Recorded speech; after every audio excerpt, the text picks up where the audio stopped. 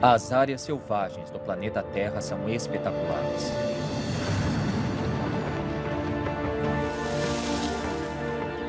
Mas uma espécie nunca consta nas imagens. Nós. Sou o Dr. M. Sanjian. Sou cientista e conservacionista. Dediquei os últimos 25 anos da minha vida ao estudo e proteção da vida selvagem, que eu adoro. Calma, amigo.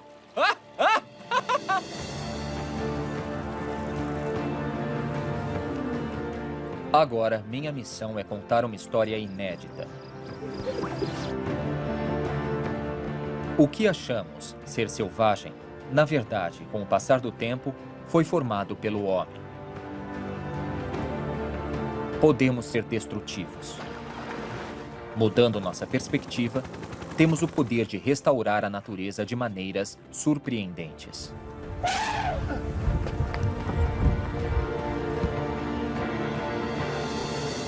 Pelo mundo, as planícies são os principais pontos de encontro dos mamíferos da Terra.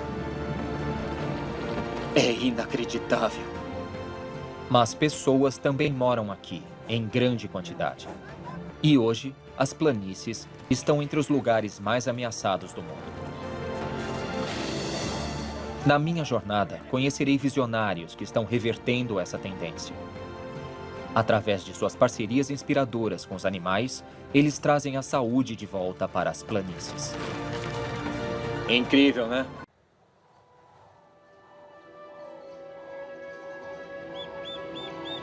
Planícies.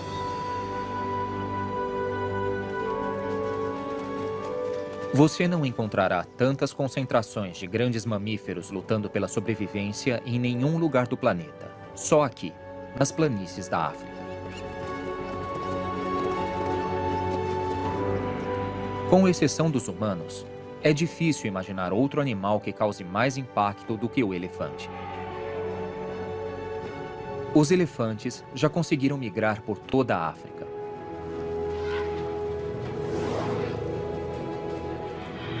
Mas hoje, o desenvolvimento humano acabou com a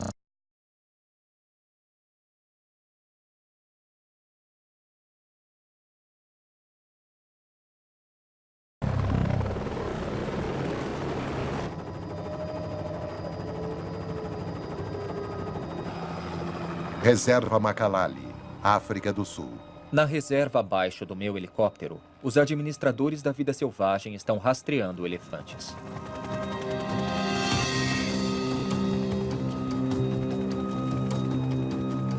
Os elefantes invadiram esta terra. Destruíram propriedades e ameaçam pessoas e outros animais selvagens. Nossa meta é realocá-los antes que seja tarde.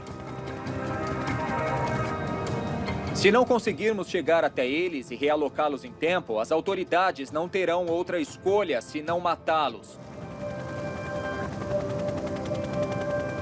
Encontramos um dos invasores. Precisamos tranquilizá-lo. Muito bem, nós já estamos chegando perto.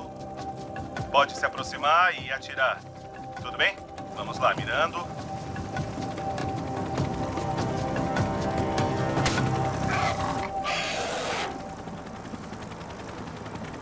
Me confirma se deu certo. Deu.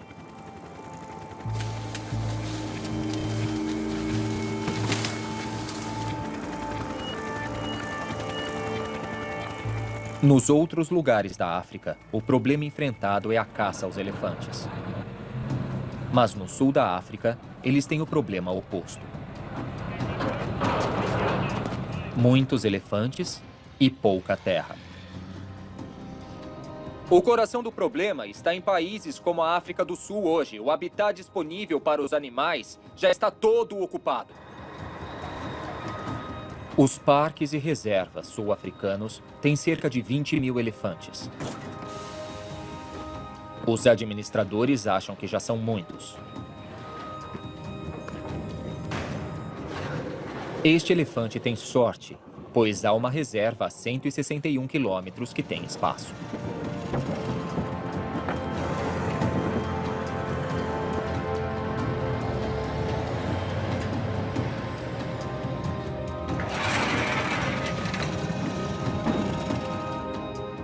Mas na África do Sul e outros lugares, os administradores precisam tomar medidas mais drásticas, às vezes em nome da preservação. Quando há muitos elefantes reunidos em um ambiente, eles podem destruir a terra severamente. Portanto, se não houver chuvas, o ambiente transforma-se em deserto. Como resultado, todos passam fome, inclusive os elefantes. Para que isso não aconteça, os administradores da vida selvagem já tomaram a decisão mais drástica de todas: o abate. No passado, já abatemos centenas de milhares de elefantes em nome do controle. Recentemente, decidimos começar a abater de novo. Vitória Falls, Zimbábue. A prática do abate começou por causa de pesquisas de homens como Alan Savory. Há 50 anos, as recomendações de Alan ajudaram na condução do primeiro abate em massa de 40 mil elefantes no Zimbábue. Desde então, Alan dedica sua vida a uma nova teoria controversa, que pode não só fazer o abate desnecessário, mas também revolucionar a maneira de vida nas planícies. Está viajando com o guarda-costas? Eu os amo mais do que qualquer animal. Os elefantes? Isso. Por que gosta deles mais do que qualquer outro? Porque eu gostava muito dos elefantes quando era jovem. Adorava caçar elefantes, adorava ficar perto deles, adorava estudar os elefantes. No começo da minha carreira, eu decidi me especializar em elefantes porque eu sempre os amei. Você fez parte de um departamento que costumava fazer abate de elefantes? Em grandes números? Isso aconteceu pela minha pesquisa, que era falha. Eu estava errado porque... Você estava errado? Estava, porque me ensinaram que eles causavam danos para as árvores, a grama e tudo mais, e que havia muitos deles. Reduzir o número de animais matando cerca de 40 mil deles não resolveu o problema. As terras continuaram a virar deserto. Reduzir o número de animais piorou a situação, não melhorou nada. Isso fez com que Alan tivesse uma ideia radical, o oposto do que todos acreditam, até mesmo eu. O que estou dizendo é que hoje a solução são mais animais devidamente administrados. Alan baseia sua teoria no fato histórico de que, antigamente, manadas bem maiores dominavam estas planícies. Isso acontecia sem superlotação. Mas como? Alan acredita que tem alguma coisa a ver com a maneira com que os animais se moviam. Assediados por um número maior de predadores, inclusive os humanos, as manadas ficavam juntas, pisando pelo chão como arados gigantes. Alan decidiu testar sua teoria no seu próprio rancho. Primeiro, ele reuniu todas as vacas que encontrou. Então, ao invés de deixá-las andar livremente, ele as fez ficar juntas e fez com que elas se movimentassem o tempo todo. Ele não deixava que ficassem no mesmo pasto por mais de uma semana. Se puser as vacas no pasto, o que vão fazer com a terra? A terra será muito arada, isso quebra a crosta no solo e teremos muito esterco e urina. E qualquer jardineiro sabe que isso faz as plantas crescerem. Se o solo está endurecido e está difícil de penetrar a superfície com alguma ferramenta específica, você coloca gado no ambiente e as plantas crescem. Com os elefantes não é diferente. Eu sei o que quer dizer. Então, quando você tem um solo sólido, endurecido, quase feito de concreto, você coloca as vacas lá por uma semana em grande quantidade para amaciá-lo. Agora entendi. Para mim, os resultados do Alan são espetaculares. Mesmo com a recente seca, ele transformou seu rancho de deserto em um rico gramado. Hoje, a grama segura a água e correntes que estavam secas há décadas estão fluindo novamente. De maneira incrível, Alan já tem mais vacas do que a maioria dos cientistas recomendaria. E ele quer adicionar ainda mais vacas e mais vida selvagem. Agora estamos tentando dobrar o número de animais porque não temos animais suficientes para manter o gramado saudável. Quero colocar 1000 vacas nesse espaço. Com certeza. E se fizer isso, continuar fazendo por alguns anos, e se eu voltar aqui, vou conseguir notar a diferença. Claro, a terra estará ainda mais saudável. E haverá mais vida selvagem. Claro. Isso é tão contra-intuitivo que a minha vontade é sacudir o senhor, sabia disso? Sim. É demais isso. É.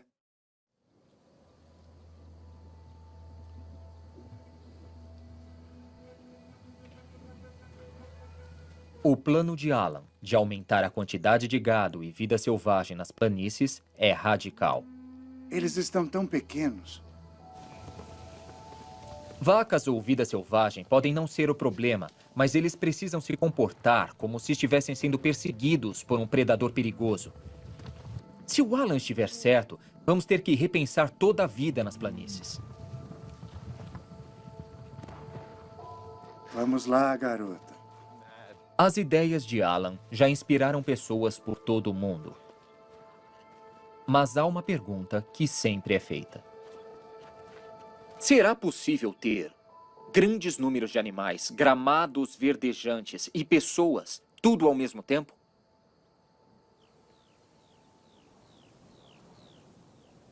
Há muitos anos, essas terras tinham tudo: comunidades prósperas de humanos e vida selvagem abundante.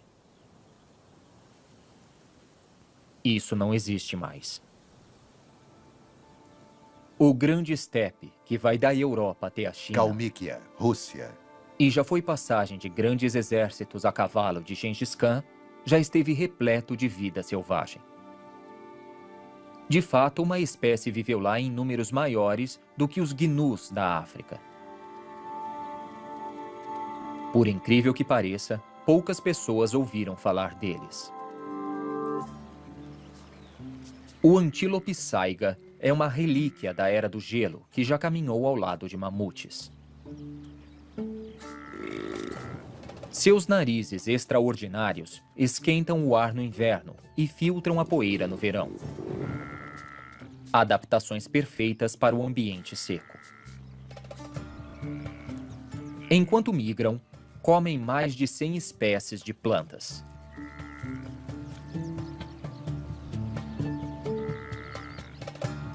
Infelizmente, seus chifres são tão valiosos como a medicina chinesa.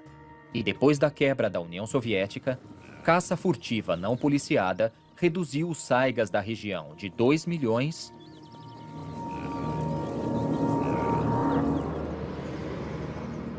para apenas 20 mil. A cientista Lini Qiu espera que sua pesquisa sobre a reprodução do saiga possa ajudar a proteger uma das espécies mais abatidas na Terra. Não há outro mamífero grande sendo dizimado tão rapidamente como o saiga. Atualmente perdemos quase 95% da população em 10 anos. É uma quantidade enorme. De acordo com a teoria de Alan Savory, se o número de saigas for reduzido, não haverá animais suficientes para pastar e arar a terra.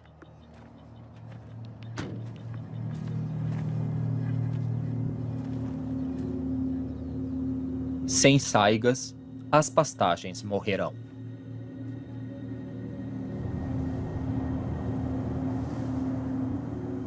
O que é chocante é que nas últimas décadas, 80% de Kalmykia está virando deserto. Há quem diga que é o primeiro deserto na Europa feito pelo homem. Mesmo que hábitos descontrolados de pastejo de ovelhas tenha causado parte da desertificação, a teoria de Savory sugere que os saigas nativos ajudariam a restaurar o equilíbrio nas planícies.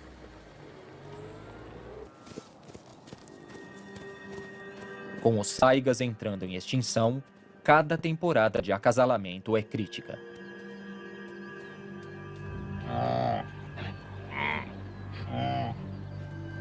Machos como este se preparam para lutar pelo direito de acasalar.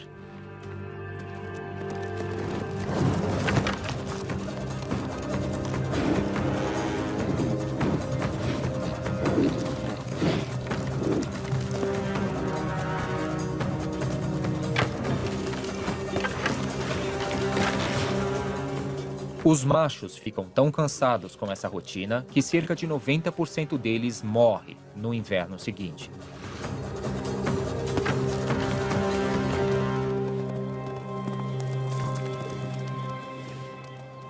O veterano triunfante quer seus direitos amorosos.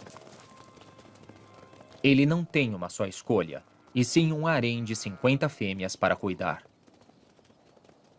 A rotina é o primeiro passo de um processo que pode guardar a chave da recuperação da espécie.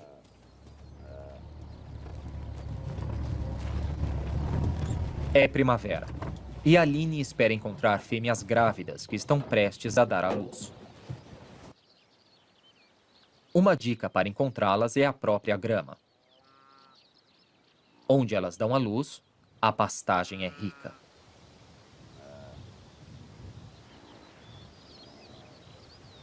Acho que eu acabei de ver um filhote aqui com a sua mãe já de pé, então a situação é muito boa. Por incrível que pareça, as fêmeas saiga dão à luz aqui com poucos dias de diferença umas das outras. Não temos certeza de como elas conseguem ser tão coordenadas. Mas como estratégia de sobrevivência, é brilhante. Há um limite de quantos filhotes um predador consegue comer em alguns dias.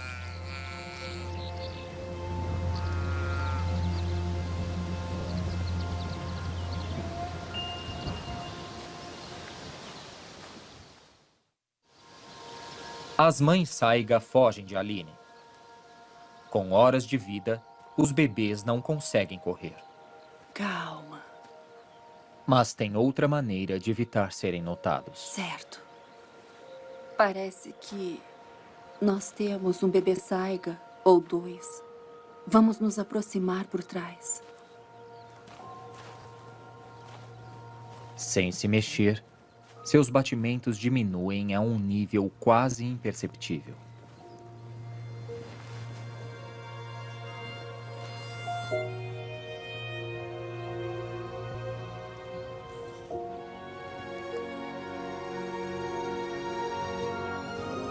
Vou pegá-los e dar uma olhada.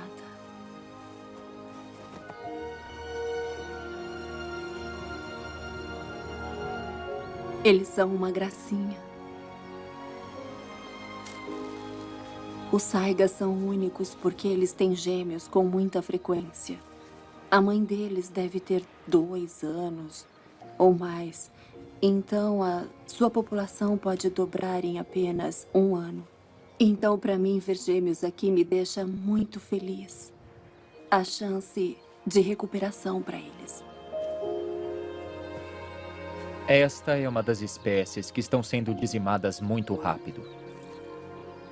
Mas como conseguem se reproduzir em grande velocidade, também podem ter equipes anti-caça percebem o impacto. Com a proteção contra humanos, o grande estepe poderá abrigar novamente grandes números de saiga, e a presença deles poderá ajudar a restaurar as pastagens e trazê-las de volta à vida. Acho que as pessoas, em parceria com os animais, podem ser importantes para o futuro da planície.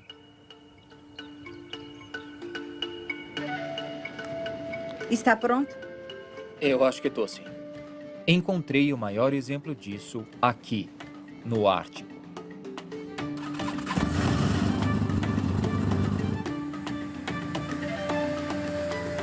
Pelo Canadá, Rússia e norte da Europa, milhões de renas vagueiam nas planícies mais ao norte do planeta, conhecidas como tundra.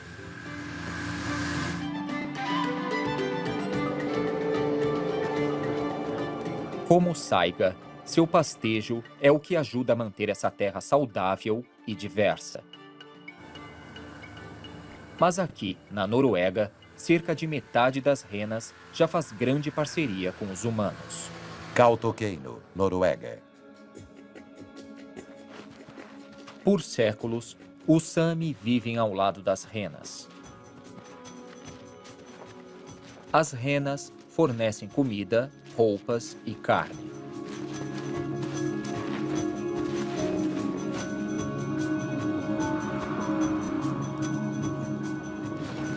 Os Sami não cercam ou alimentam constantemente os animais, então não são domésticos, mas também não são completamente selvagens.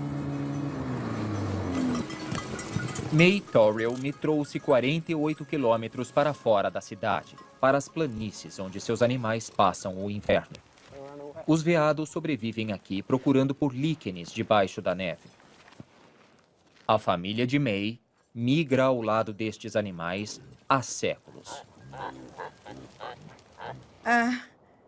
O clima está perfeito.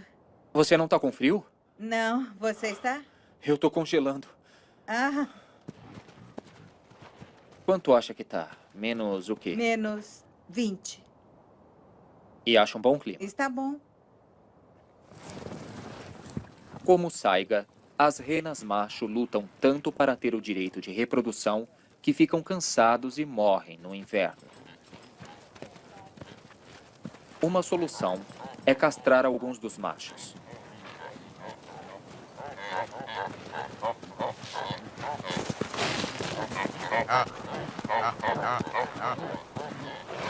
Os Sami dizem que o primeiro criador de rena foi o primeiro a castrar um animal.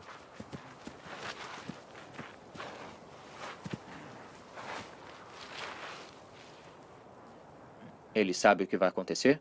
Não, acho que não. Aham.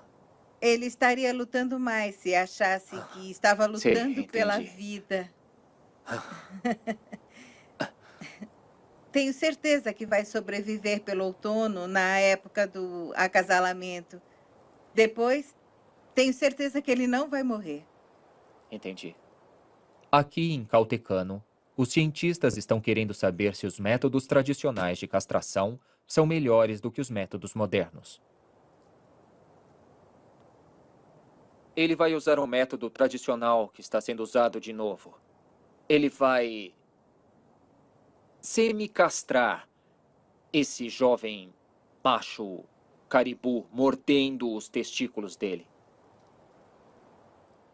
Vi parcerias extraordinárias entre humanos e animais. Mas nenhuma foi maior do que os Sami, que ainda usam métodos tradicionais de mordida para castrar suas renas. Está se preparando para isso agora? Nossa. Ele morde e depois ele Aperta. aperta com as mãos.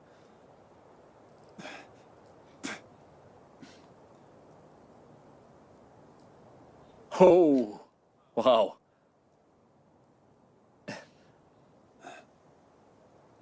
É isso? Sim. Acabou? Você não morde completamente, você só aperta. Isso. Ele pode ir agora? Sim. Tá bom. 1, 2, 3, vai! Ele nunca vai se esquecer desse dia. Não. Quando tomou uma mordida nos testículos. Ferramentas de castração modernas teriam destruído completamente os testículos do animal. Os Sami acreditam que morder seus testículos significa que ele ainda poderá ter um pouco de testosterona, suficiente para manter seu vigor. E ele não vai gastar sua energia brigando ou se acasalando. Ao invés disso, seu foco será em comer e ficar enorme. Isso é muito útil, agora que a mudança climática altera a temperatura e há o aumento de eventos de descongelamento e recongelamento que enterram os líquenes debaixo de uma camada de gelo. A camada de gelo é como uma armadura. Essas renas não conseguem cavar por ela. Só conseguem fazer isso os machos que foram castrados. Os machos castrados conseguem quebrar o gelo abrir um buraco e deixar que outras renas cheguem na parte verde debaixo dele. Os Sami os chamam de os Cavalheiros da Tundra. Você tem que tentar morder. Quer? Não, esquece. Eu acho que não. Eu não quero machucar uma das suas renas. E se eu morder muito forte? Eu nunca fiz isso na vida e eu nem saberia fazer direito. Meu conselho é o seguinte: aprenda fazendo. Aprender fazendo. Isso.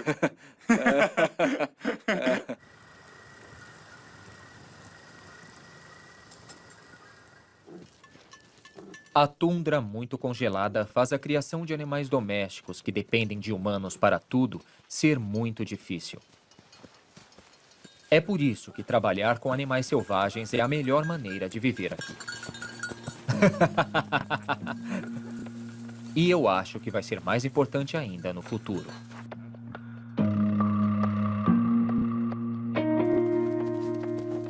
As planícies mundiais evoluíram e ficaram repletas de grupos de animais.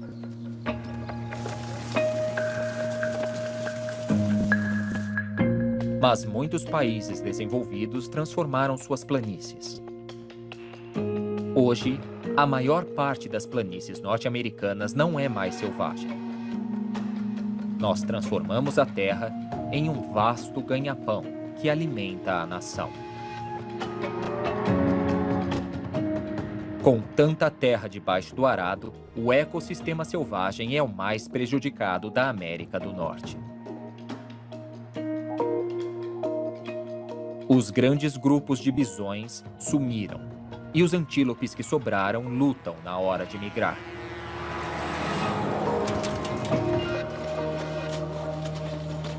Mas, recentemente, administradores da vida selvagem americanos começaram a fazer experiências, trazendo vida selvagem de volta para as planícies, com resultados bastante surpreendentes. Em 1995, os administradores da vida selvagem realocaram lobos no Parque Nacional de Yellowstone. Com um grande predador matando no parque novamente, o medo voltou. E as espécies que são presas, como o alce, começaram a agir diferente.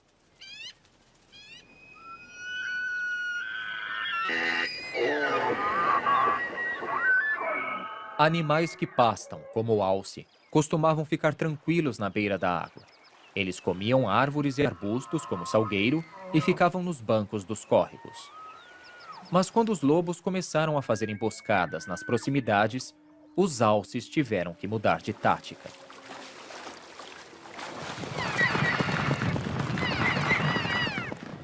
Agora eles ficam tempo suficiente para beber água, antes de andar pelo ambiente em grupos.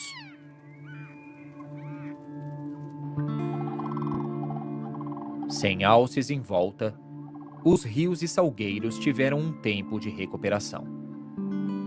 E quando os salgueiros se recuperaram, outros animais também, como os castores.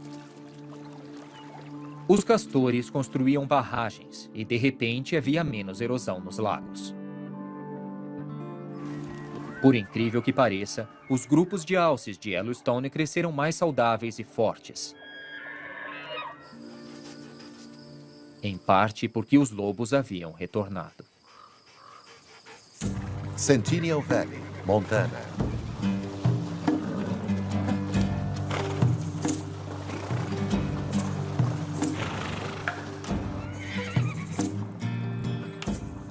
Do lado de fora do parque, muitos fazendeiros temiam que os lobos matariam o gado deles.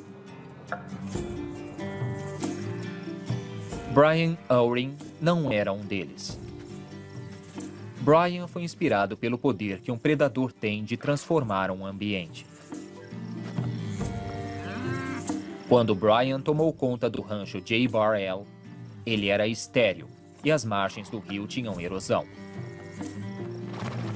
Então, como Alan Savory na África, ele começou a manter suas vacas agrupadas e se movimentando constantemente. E os resultados foram fenomenais.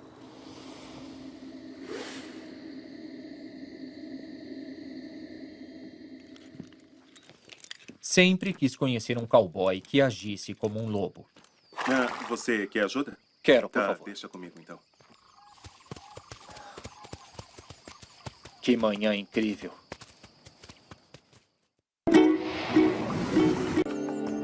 No instante em que cruzamos o rancho de Brian, percebemos que o lugar está diferente.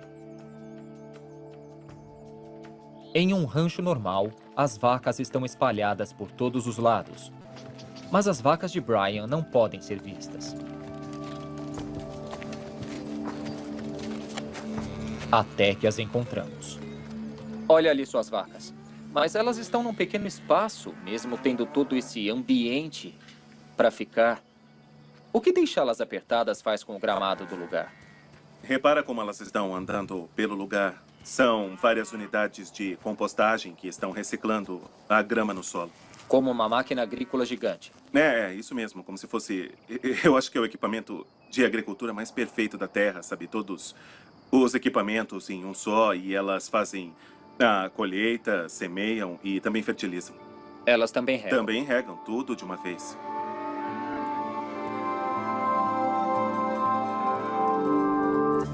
Para onde elas têm que ir? Elas têm que ir para aquela colina, mas Sei. primeiro, o que vamos fazer é deixar que elas se movimentem um pouco. Tá bom. Então vamos.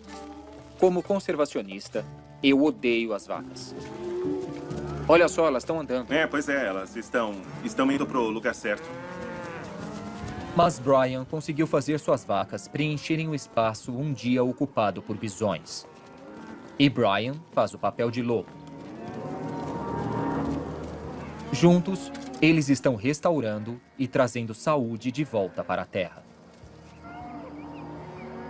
E o que me deixou mais surpreso e emocionado foi o que aconteceu com a vida selvagem no rancho de Brian. Olha só.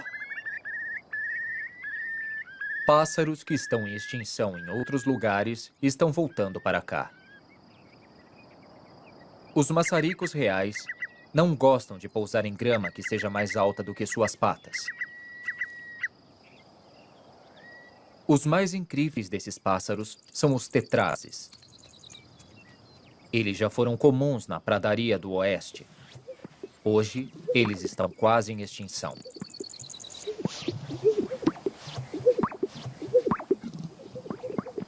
Mas não aqui.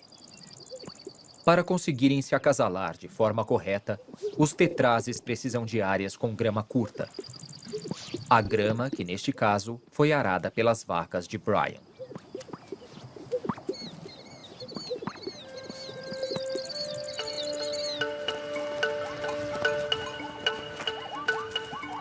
É possível ter ranchos prósperos, que de fato beneficiem a vida selvagem. E por incrível que pareça, a vida selvagem pode nos beneficiar também.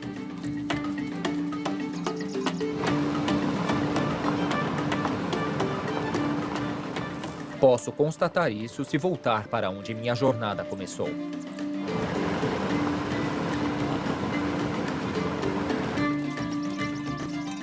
Na África, o Vale do Rift foi um criadouro de gado gigante por 4.000 anos.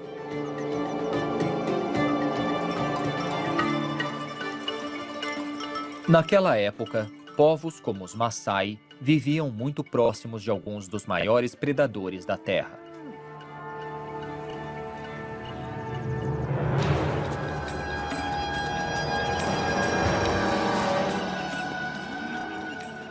Gado criado ao lado de leões traz riscos óbvios.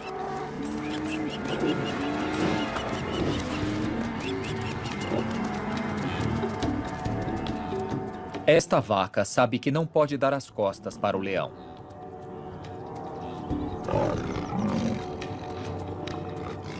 Mas a leoa já tem um plano astuto.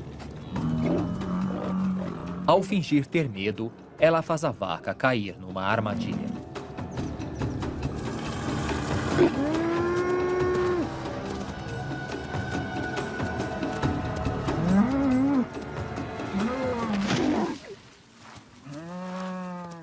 Para os Maasai, todas as vacas são investimentos preciosos.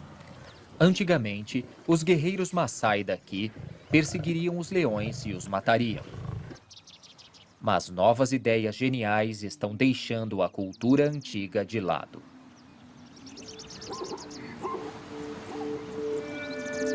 Shompoli, Quênia.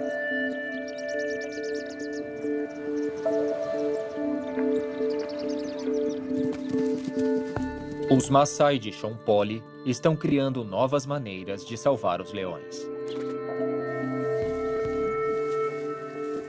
Parece que toda a vida selvagem daqui, até os leões, estão vivendo melhor do que em qualquer parque nacional. Stephen Kamanga passa com seu gado entre zebras e gnus. Diferente de Montana, Stephen não precisa fingir ser um predador para fazer seu gado ficar próximo. Bom, no ano passado, em setembro, eu perdi uma das minhas vacas no matagal. Ela foi comida pelos leões.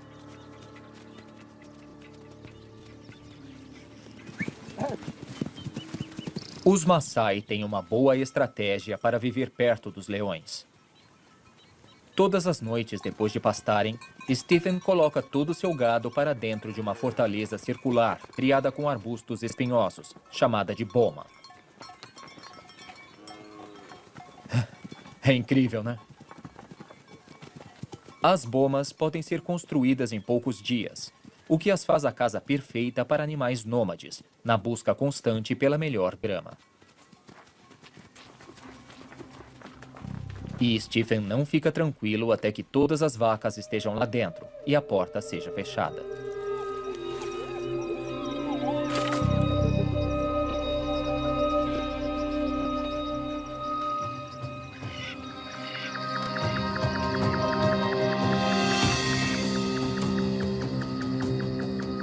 Hoje, os Maasai de Shompoli têm tecnologia notável para ajudá-los a viver próximos aos leões.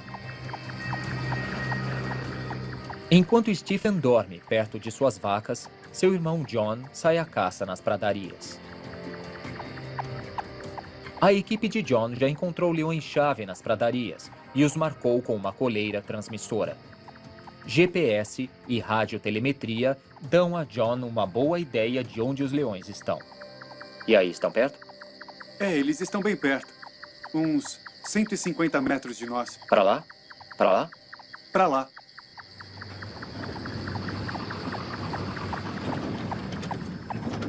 Acompanhando John, eu e a equipe de filmagens temos uma oportunidade incrível de chegar perto dos leões. O motorista tem óculos de visão noturna, então ele consegue ver. Eu não. E como agora nós conseguimos enxergar no escuro, parece que... pelo visto, não tão bem. Podemos chegar até aqui e procurar por leões. Para filmar, trouxemos nossa própria tecnologia revolucionária. Uma câmera térmica. Ela enxerga apenas calor, então muitas criaturas de corpos quentes são destacadas do ambiente mais frio. Agora podemos estudar o comportamento dos leões de uma maneira que antigamente era impossível. Estamos basicamente tentando está saber ela. onde o leão está ou acho que conseguimos encontrar.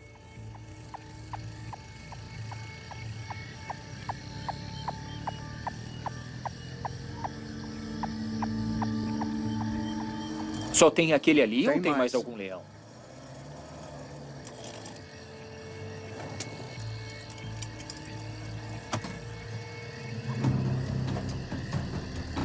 Tem pelo menos 3 leões ali.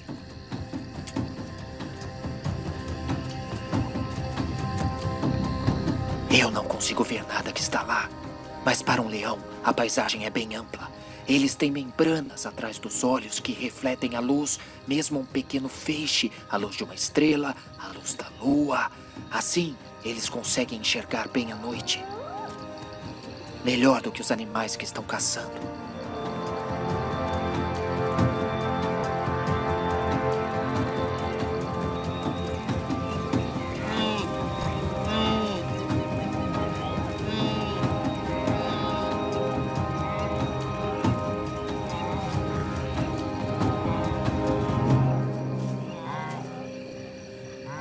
Isso é inacreditável. É inacreditável. É interessante ver como essas pastagens funcionam. Os leões mantêm os grupos reunidos e em constante movimento.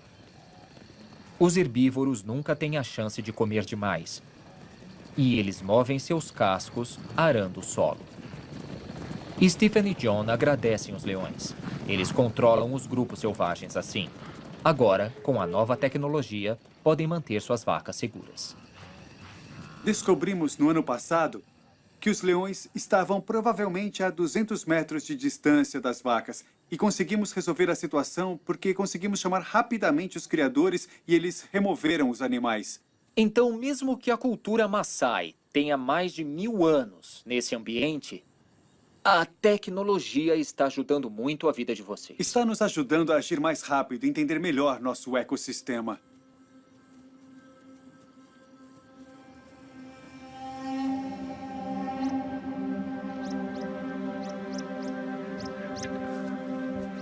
Os leões ajudam os Maasai de Shonpoli a melhorar as pastagens. Os leões também geram renda, vinda de turistas como eu, que pagam para vê-los. Os resultados são incríveis. Há 10 anos havia só 10 leões aqui. Agora, há 64. E outros nascem todos os anos. Desde que os Maasai continuem fazendo o que fazem, acredito que os filhotes têm um futuro brilhante. Mas para mim, a grande revelação não vem dos leões. Vem do papel interpretado aqui pela espécie mais dominante dessas planícies, nós.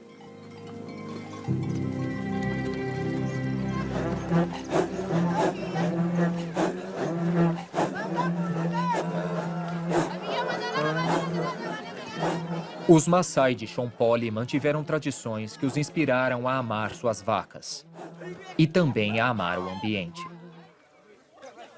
Mas eles tiveram a coragem de mudar algumas tradições para proteger a vida selvagem. Agora, com toda essa administração, estas pastagens magníficas podem funcionar da mesma forma que o fizeram por milhares de anos. E isso me enche de esperança.